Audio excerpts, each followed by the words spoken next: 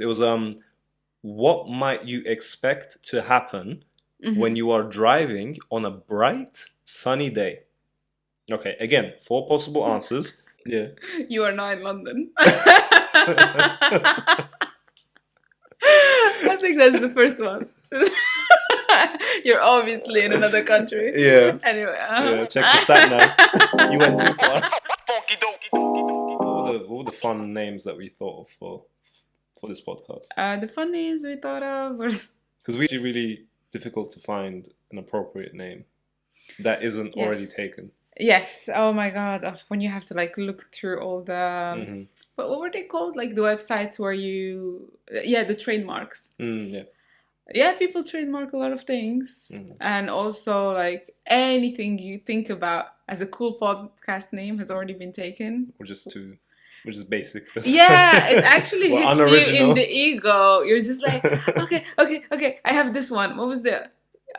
We need to talk. And then you go and you find like five. We need Yeah. to And talk. then you think, oh, I found a really cool one. Talk 30 to me. Yeah, someone No, already thought someone about took it that one. already. Yeah, but it's fine. I wanted to make this one about driving. Yeah.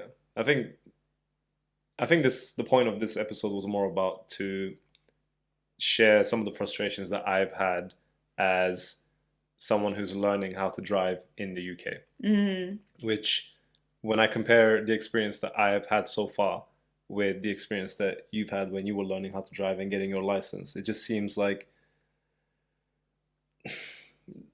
people in the UK have to jump through a lot of hoops, Yeah. and it almost feels unfair, and it almost feels like you can be penalized for the tiniest mistake. Mm. Even I don't know if it's even worth calling it a mistake. So a good example is, for example, imagine you're driving on your test, and then the speed limit on the road that you are driving on is 20 miles per hour. Imagine being failed because you were driving at 17 miles per hour. Oh my God. Yeah, All the Moroccans that would be failing right now. yeah. Yeah. This actually happened to a close friend of mine. And Wow. Like yeah. the son you're going too slow.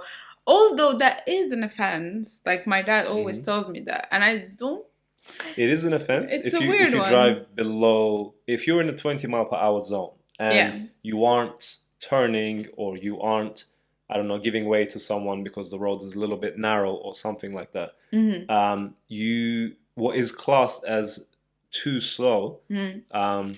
at least according to my friend who was failed for being too slow, is 16 miles per hour. Even Mm. though when he was going through it, the instructor actually, well, the examiner actually quoted him at going at 17 miles per hour. Mm. And when he brought this point up to the instructor said, "Who is the instructor, me or you?"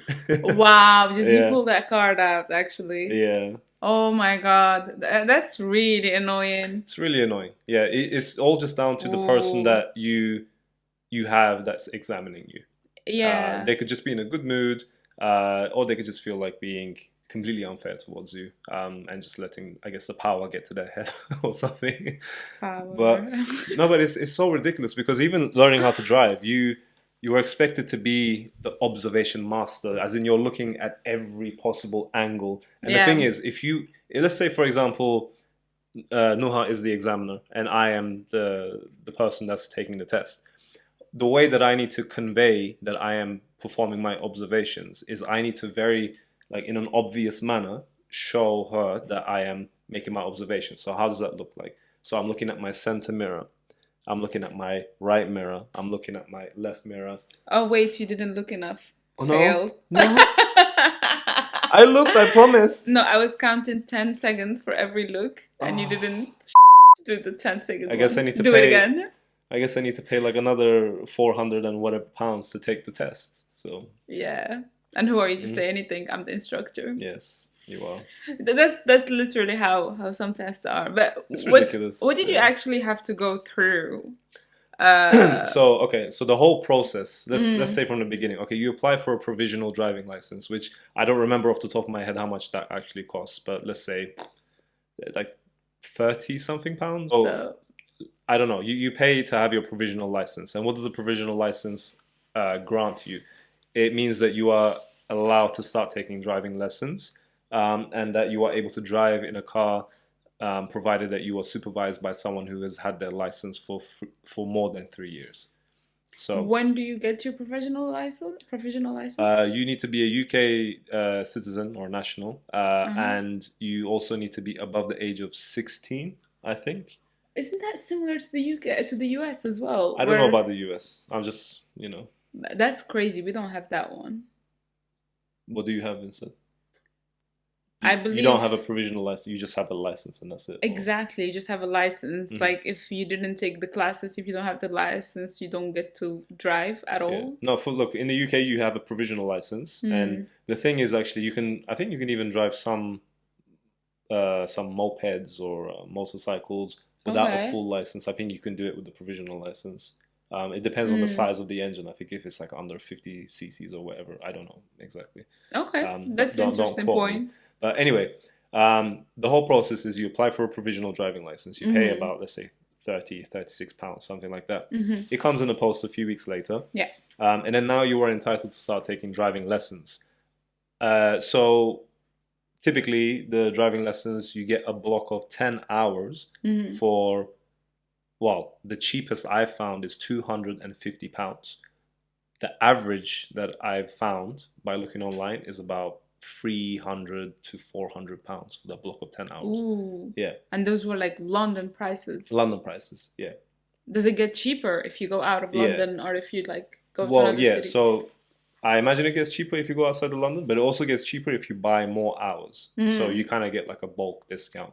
Okay. So for example, if you get 5 hours, each lesson might cost something along the lines of, I don't know, £35 per hour. But then if you get a block of 10 hours, then that cost per hour drops down to maybe like 30 something pounds per hour instead. So that's how it works. So, okay, you booked your driving lessons. You take them with your driving instructor. The experience that you typically have is, you are kind of more taught how to drive in like a really quiet area. You go to maybe kind of like some kind of proving ground, and then you effectively, first thing you do is you just start the car, and then you just drive a little bit, you pull out, and then you pull back in. That's your first lesson, typically. That's like the first hour. How much was that lesson?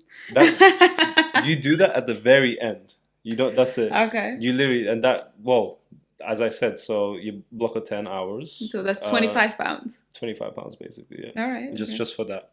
The driver, not the driver, sorry, the instructor or the person giving the lessons is in the passenger seat.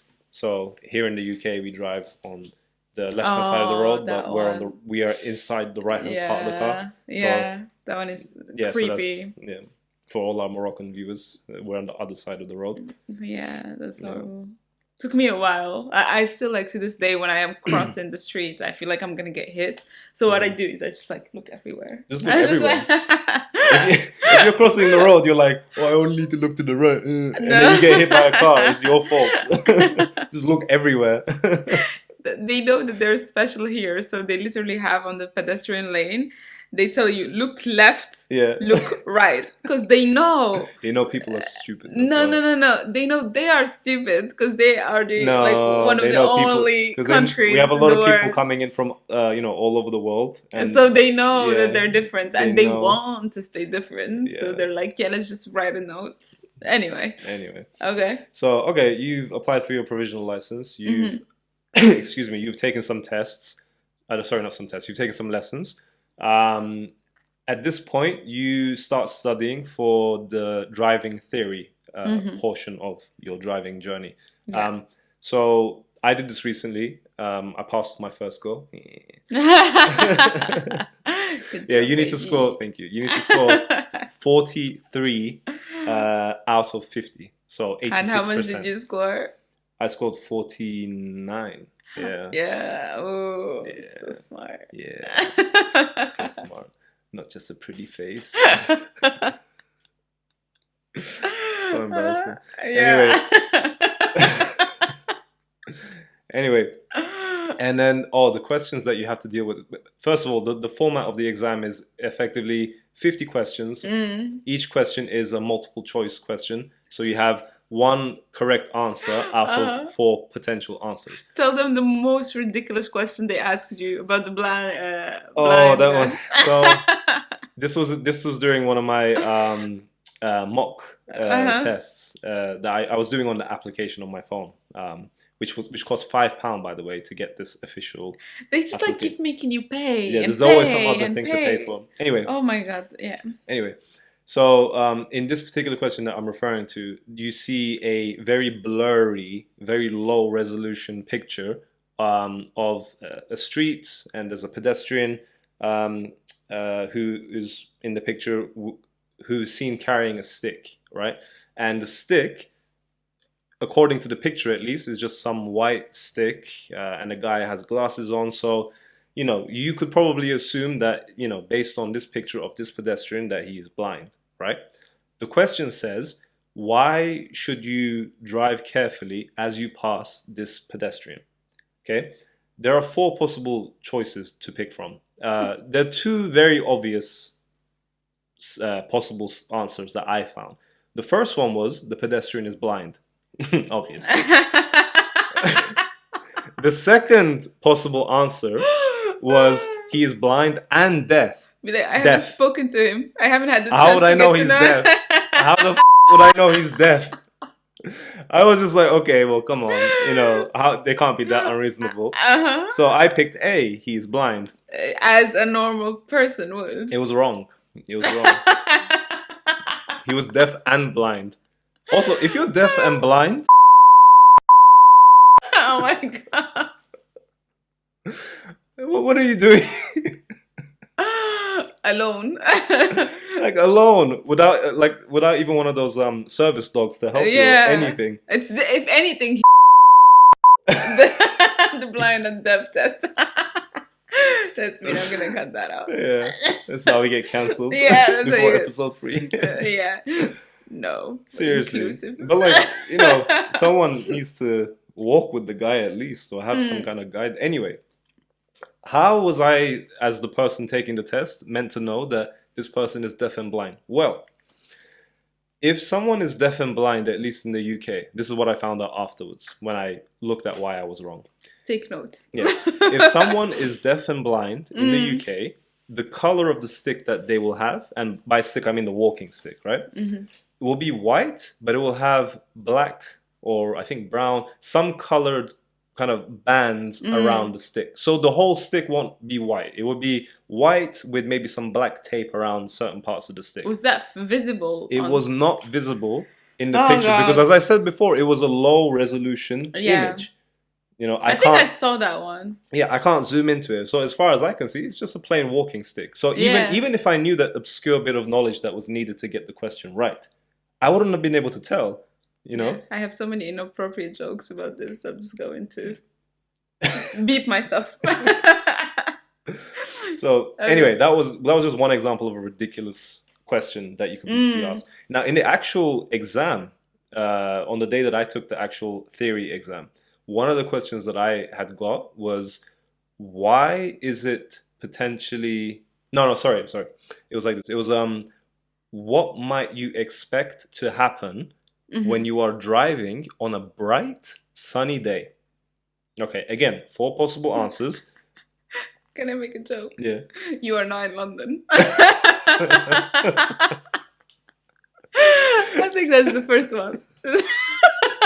You're obviously in another country. Yeah. Anyway. Yeah, check the sat nav. You went too far. Check the sat navs. You left the UK. Exactly.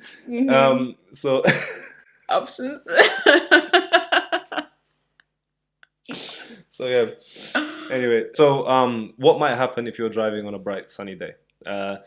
Again, 4 possible answers to pick from. 2 of them will obviously, the answer must have been one of the 2 that I saw, right? Let's just say A and B were the obvious ones. Okay. A was saying, well, not A was saying, but option A said, you will get distracted. Okay, remember the question is, what will happen if you're driving on a bright sunny day? On a bright sunny day. Option A was, you will get distracted. Literally, you will get distracted. Word for word. That's what Option B was you will have a better view of the road ahead. So I put down option A. I don't know if it was right or wrong. I put option A because I know they're always trying to trick you. They're always trying. Like, that's exactly. I didn't think to myself, oh, what would I actually do? But no, I know the way that they think from doing all the mock tests, and they're obviously trying to make sure that you are just scared. Like when you're driving on the road in the UK, you're just scared. You're constantly alert for every little distraction, every little possible, pedestrian that might jump out on the lane, whether they're blind or deaf or on a bike or whatever. So my experience of doing the driving theory test was that all the answers are you need to be careful, you need to drive slow, you need to pay extra attention, you need to look. If someone is driving in a very impatient manner, you need to give them way. If someone cuts in front of you, you need to put back. Basically, you need to you don't have to drive. Basically, don't drive. Don't drive. Keep using public transport. Keep giving us your money.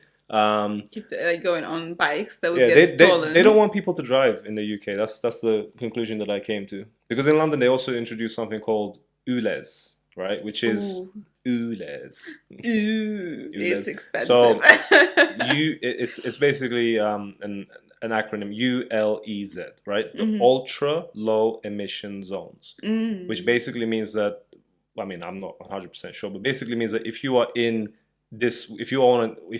one of these ULEZ zones, your vehicle needs to be a category of vehicle that emits very little to no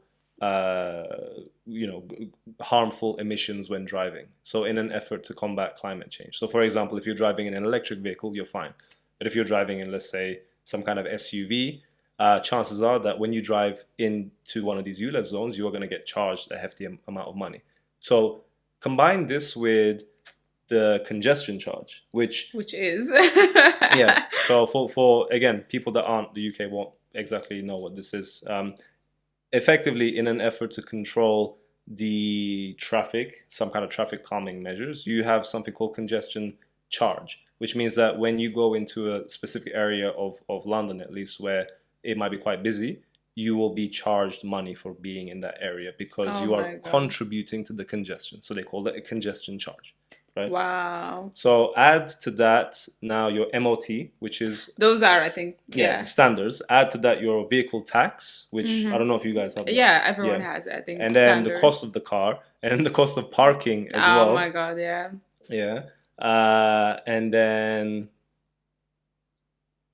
even the cost of the practical test as well, which I'm going to come to now as well. So basically, long story short, it's super expensive and super impractical to drive a car in London, at least. UK, probably the rest of the UK probably be better. I think the theory is very similar. Like I also had to do those like stupid questions with pictures and multiple choices and everything.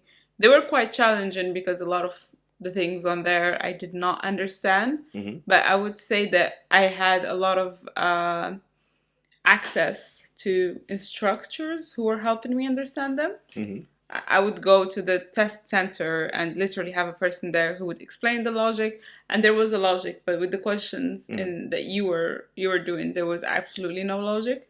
It was just whatever they wanted it to be, like true, pretty much, or whatever. But the protocol around like taking the test and the scoring was similar, the same thing. But I do believe that the bit about the actual driving was different.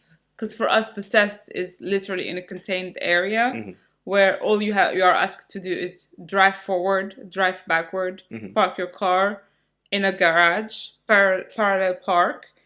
And at the end of it, you have someone telling you, you succeeded, good job. Yeah, no, for us it was different. Us it's different because you need to actually drive out on the main road. So you go to the test center. They, first of all, you will get into the car and they will do two questions that are, they call them the show me or the tell me questions. So they will say something like, show me how you would check the pressure of your tires. Show me how you would check that your engine has sufficient engine oil, or that you have enough brake fluid, something like that. So you obviously need to be a mechanic to pass your driving practical test in the UK. And then obviously, the tell me questions as well. So for example, tell me how you would adjust your headrest. Or, even that one. Yeah, tell me how you would turn on the main lights or the dip lights or the fog lights. How would you demist the screen? How would you check that there's a problem with your ABS, or check? I don't even know what that is. It's like the special emergency brakes. I don't know what they're called exactly. Anti-braking system or something. Oh, okay. Makes sense. All right. And there'll be like a little light that comes on. What would you do if this light stays on the whole time? Blah, blah, blah, blah. This is all before you even started driving and showing the instructor that you're capable of driving. Yeah. So then, obviously, what you'll do then is when it comes to the actual driving portion of the test, you will start at the driving center. You will put your seatbelt on. You will do the super obvious checks. Like 19 different times, so that they don't give you a serious fault because you didn't look, 180 degrees to your blind spot, Oh my God. Yeah. Is there like a failure for you have looked too much? Possibly, yeah. Like if any action you do while you're driving, because again, we're going to be on the main road for the practical part, right? Yeah. Let's say that I'm driving on the main road while I'm being examined, and then I spend too long looking around that I didn't move out when I needed to, and as a result, the vehicle behind me ended up slowing down, or my actions affected another road user. In that moment, you get a serious fail. And if you get one serious failure or I don't know, major fault, or I don't exactly remember what the terminology is, but if you get one of those serious faults, the test is over. You failed.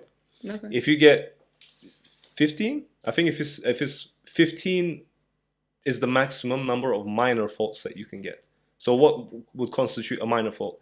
Basically anything the examiner feels like. If you I don't know, stalled the engine, for example, more than once, that could be a fault. If, for example, you didn't look good enough, that is a fault. And what would I mean by good enough? Like, let's say you just did center mirror, right mirror, and then you went.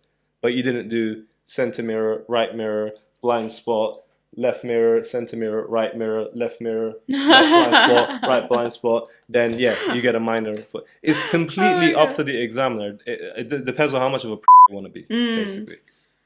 That's actually quite horrible. It's really do you have like any guidelines that tell you, these ones are serious faults, or these ones are minor faults, or is it just from practice? Well, look, from what I've seen, because I'm watching a lot of videos on YouTube to try and help me prepare for the test and kind of get into the mind of the examiner.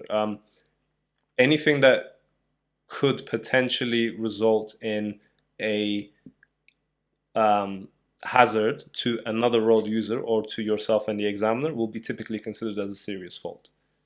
So, for example, if, let's say I'm parked and I need to emerge onto the main road and actually start driving. If, let's say, I didn't look and I tried to emerge, and then as a result there was a car coming behind us that had to use, they had to brake really heavily in order not to hit us because of my actions, then that is a serious fault. But in that case, like, you just need to look to the mirror and look to the center mirror. You never have to look all the way back to the back. You know what I mean? No, you do.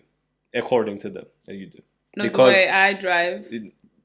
Because if you look all the way, who's observing what's happening in the front? And if anything, that's the whole point of having the mirror. Yeah, look, I'm not agreeing with the way that they do things. I'm just saying that that's what they say. You need, because there's a point in your car that isn't covered by the reflections in the mirror, according to them. They call this the blind spot, which is why you need to actually look.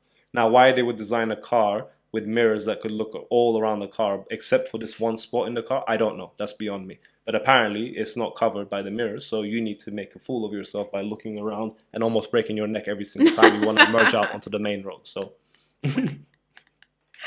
Okay. Yeah, literally. I watched this video on YouTube. It was a driving instructor who typically performs mock tests for, Oh yeah, that one. excuse me, yeah, he performs mock tests for people.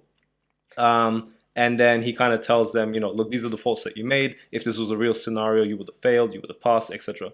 He has a video where he gets marked by another driving examiner. With the heavy Yeah, accent I don't from even know what the accent was somewhere from. in the I didn't UK. understand a single thing that the guy said. Anyway, so you can imagine this driving instructor is in the driving seat, and there's another driving instructor marking his ability to drive. So he's just saying, look, it's okay to be nervous. Even me as a driving instructor, I'm sure I'm going to make some mistakes. That's the point of this video, which I Yeah. respect him for. Excuse me, sorry. So in this video, he amassed about 6 or 7 different minor faults, Ooh. and I think one of the reasons why he got a minor fault was because as he looked around, according to the other instructor, he didn't look around enough. Yeah. And the guy even made the joke. He even made the joke saying, "Okay, you must be more flexible than I am because I can't turn that much more." And then, yeah, they laughed about it, but it just goes to show that it's completely subjective. Thank you, subjective. Yeah, definitely. Did they do another test where they swapped roles? No. I think that would have been interesting. That would have been interesting, yeah. But if anything, I think there just would have out been of a lot of pettiness. it would be like, well, you were Yeah. touching the wheels too, like Yeah. the You steering didn't keep wheel your hands too at much. 2 and 10. You kept your hands at more like 3 and 9 or something. That one could be a fault, actually. Probably, oh my god. Probably. Ooh, any reason you give to for them to fail you, they will take it, basically. Oh yeah. Another kind of messed up thing about the test is, for example, if you're driving on the road, and then they will tell you one of two things. They will tell you, for example, either follow the signs on the road to some location. So, for example, they might say, okay, we're driving up to Haringey or Victoria, wherever. And then you need to kind of use your intuition to follow the road signs. No GPS. Excuse me, sorry. No. Ooh, No GPS. I still can't do that to this day. Exactly. Because, you need to react in time to signs and stuff, and you don't always have the chance to do that. Anyway, the second thing that they might ask you to do is actually they'll say, follow the location I inputted onto the GPS. So either be GPS or it won't be GPS. Like, I don't want to be an Uber driver. Like, I'm doing this to get lost. And how much is it going to cost you to actually take the test? So, okay. This is another thing as well. Because right now in the UK, there aren't enough tests available because apparently after Corona happened, 10 years ago. Yeah, 10 years ago, whenever it was. The number of tests have all been booked up, and there's a really big backlog. So basically, if you want to take a test, the average waiting time now between you booking and you having your test is 15 weeks. Oh my gosh. 15 weeks. So if you don't want to wait that long, what you can do, and what some people do now, is they pay their driving instructor to reach out to some contact that they have at a driving test center and effectively, get them slid in somehow because someone canceled the test or something. But what this means is that you pay twice the fee. So if you want to book a driving test on a typical Monday to Friday between certain times, is £62.